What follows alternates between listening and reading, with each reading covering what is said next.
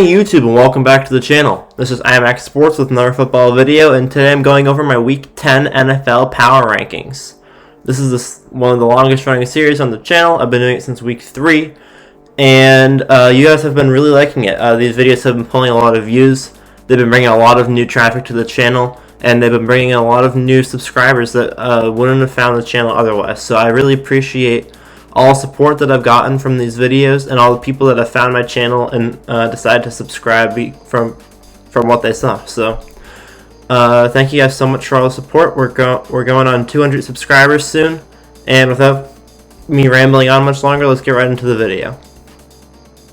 So to start off this week's power rankings, we have the Jets, just like always. They're number 32, and they will stay at number 32 until they learn how to win a game. At number 31, we have the Jaguars, who won their first game of the season and have not won since. At 29 and 28, we have 30 and 29. We have the Washington Football Team and the New York Giants. The Washington Football Team has 2 wins. So do the Giants.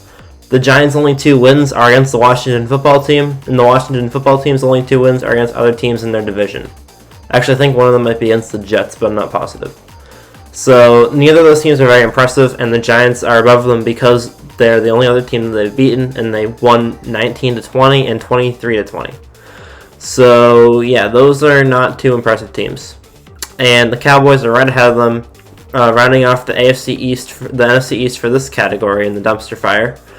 At number 28, the Cowboys started off pretty okay this year, but since their defense is so terrible and they don't have an actual quarterback anymore, their team has just gone downhill.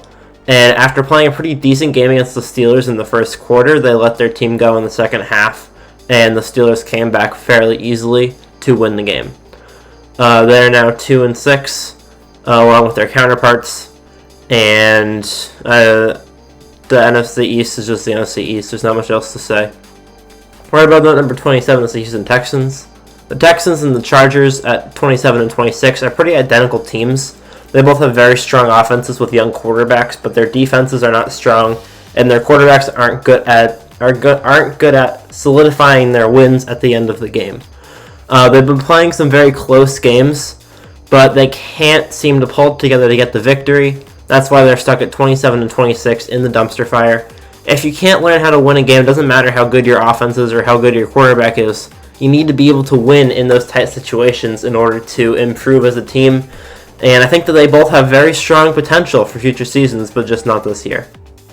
The New England Patriots started off very strong. We beat the Raiders, we beat the Dolphins, but now our team has dropped off significantly, and our second half of the season has been unremarkable, including losses to the Broncos, who are directly above us in the power rankings, coming in at number 24. Broncos are at number 24. They have 3 wins, but they haven't impressed me so far this year. Their wins have been against equally as pathetic teams, and I don't expect anything from their team going on forward in the season. At number 23, we have the Bengals. These are starting off with teams with potential. The only reason why the Bengals are above the Broncos, even though they have a worse record, is because they have played some very good teams very hard. They played the Browns in 2 very close games, and most of their games they keep very tight. They tied the Eagles earlier this year. The Eagles aren't a very strong team, but the Bengals know how to keep a game together. Their offense is very good, and Joe Burrow is a very strong quarterback. They belong kind of with the Chargers and the Texans, but I'm going to give them a little bit of an advantage because their defense seems to have a little bit more sense than the other 2. At number 22, we have the Detroit Lions. The Lions have had a very up and down season. They either play phenomenally or they play terribly, and I can't really put them any higher than this. They do have a very strong potential as a team, but they're not doing anything with it. At number 21, we have the Philadelphia Eagles, who are leading the NFC East. That's not really impressive at all. It's just kind of like a participation award at this point. They had a bye week this week. Maybe they'll be able to pull out a win next week after resting. But with 3 wins and a tie, they're not impressing anyone. They have potential because they will be making the playoffs. The rest of their division is just that bad. But eventually, when the Eagles do make the playoffs, I think that they'll be out in the first round. I don't think they'll do anything spectacular, but they have the potential to do something spectacular, so they're in this category. Right above them at number 20, we have the Atlanta Falcons. The Falcons just came off of another win, so did the Vikings. Now both of those teams have 3 wins, which is one more than last week. And they're both on the up and up. They both have strong offenses, pretty good quarterbacks. And without their iffy defenses, these are pretty solid teams. I can see either one of these teams continuing to do well, but they don't really have a chance at making the playoffs this season. There's a very strong divide between the decent teams and the bad teams this year, and sadly all of these teams fall in the bad. Rounding out the bottom half of the league, we have the San Francisco 49ers and the Carolina Panthers coming in at 18 and 17. The 49ers had a very strong start to the season, but since then they've been falling off. Jimmy Garoppolo is injured, their quarterback situation has been questionable, and overall as a team, they're not coming together the way that they were last year. They've had a lot of injuries as a result, and there's not really a whole lot to say other than this is an injured team that hasn't pulled it together. And the Panthers are looking more promising now that Christian McCaffrey is back. They only lost by 2 points to the Chiefs, and they are one of the first teams that moving up because of their good performance in a loss. So they just moved up to number 17 because they played very well with Christian against the Kansas City Chiefs. Now, starting off the borderline playoff teams, we have this column is looking a lot different than last week. The teams are the same, but the order is a lot different. The Cleveland Browns are rounding this out with number 16. They had a bye week this week, and they've been number 16 for a couple weeks now, I think.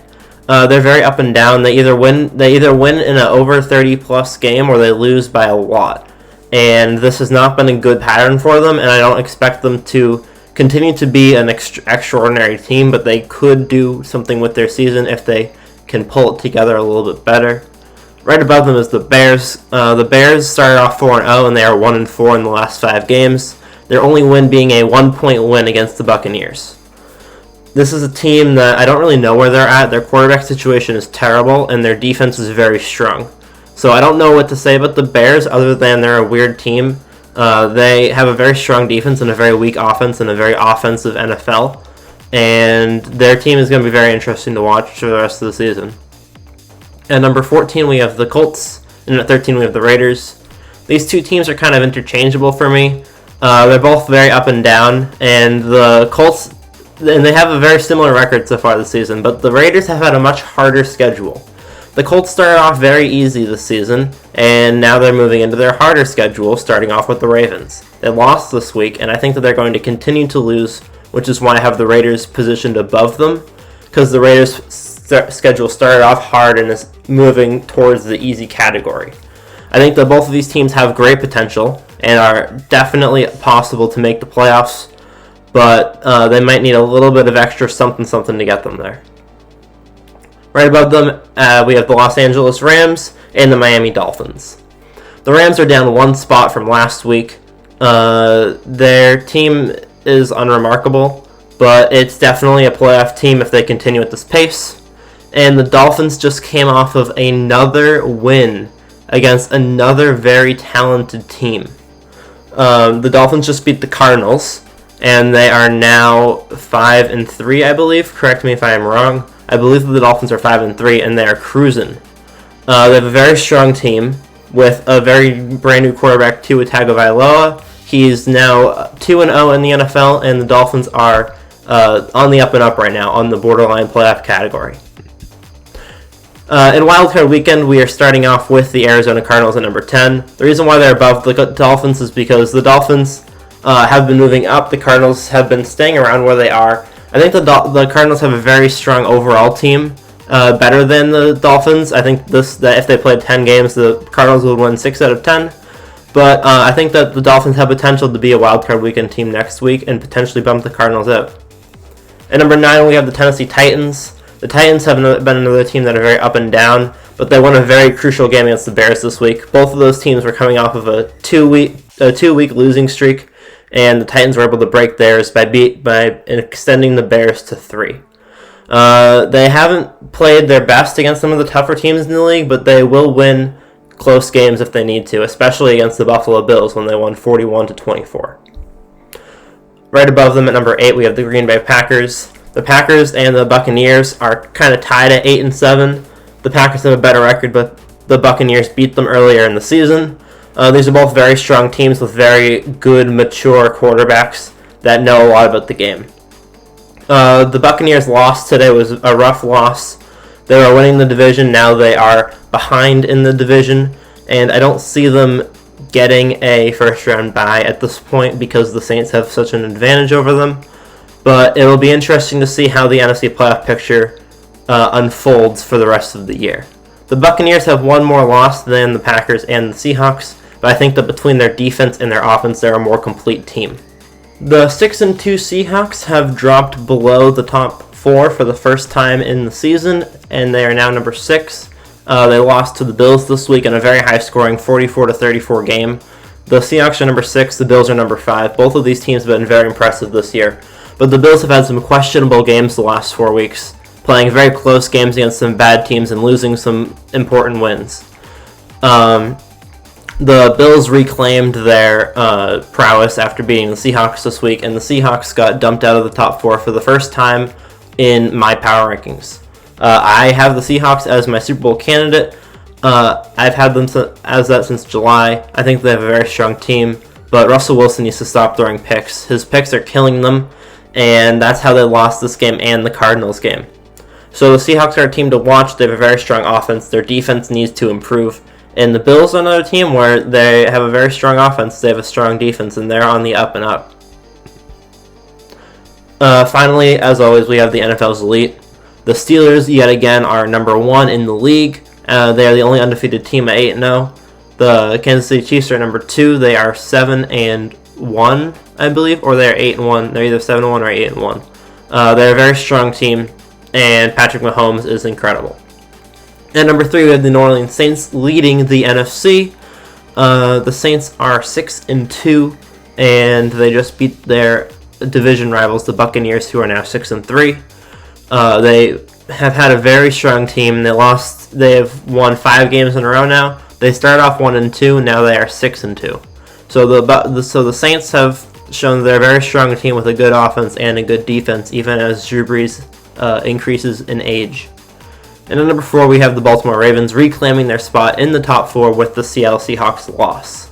The Ravens got bumped out of the top 4 last week by the Buccaneers, but after the Buccaneers lost, the Ravens have rightfully reclaimed their spot in the top 4 with the Seahawks being traded by the Saints. So I hope you guys enjoyed my power rankings. I do enjoy making these videos, and I think that you guys enjoy watching them. Last week we had 90% likes on the video, which is insane. Most of my videos have been getting around 80 or high 70s. So thank you guys for all the support. Thank you guys for not killing me too hard on knocking your favorite team. I enjoy making these videos. I enjoy interacting with my community. I love commenting, responding to your comments and seeing what you guys have to say, because that's one of the most enjoyable parts of all of this, is seeing what you guys think and responding to my audience. So thank you so much for allowing me to do that, for allowing me to express my opinions and have conversations with you all. At 250 subscribers, I'm doing a question and answer. So if you have any questions for me about that, link them down below. I will answer them in the video. We're nearing 200 right now, so we're getting very close to that 250 mark, and I'm very excited to see the future of this channel. So thank you guys so much for all the support. You guys are incredible. I am so excited for the future. I'll see you guys all in the next video. Hope you guys enjoyed. Peace out.